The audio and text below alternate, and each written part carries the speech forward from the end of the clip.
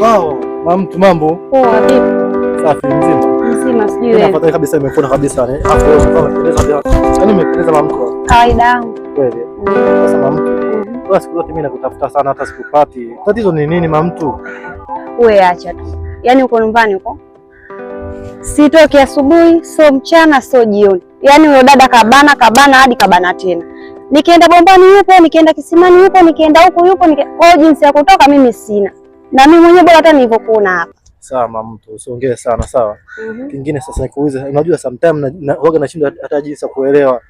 Vipi mawasiliano mimi na wewe ili ni tupate urahisi wa jinsi ya kukupata mamtu. Yaani hapo baba mtu labda hujaribu simu.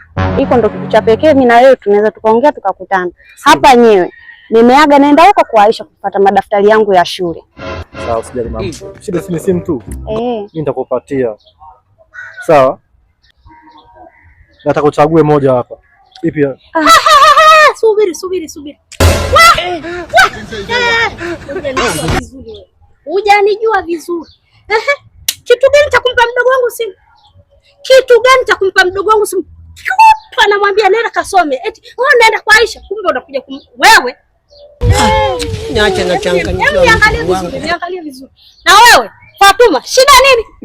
Dada, jamani. Hauli. Na kula kwani usikutane na watu wa barabarani. Kwa mimi niseme kwamba mama alifanya makosa na baba kuniachia wewe, si ndio? Hapana. Fatuma, hivi kwa nini unanizalilisha mtaani Fatuma? Kwa nini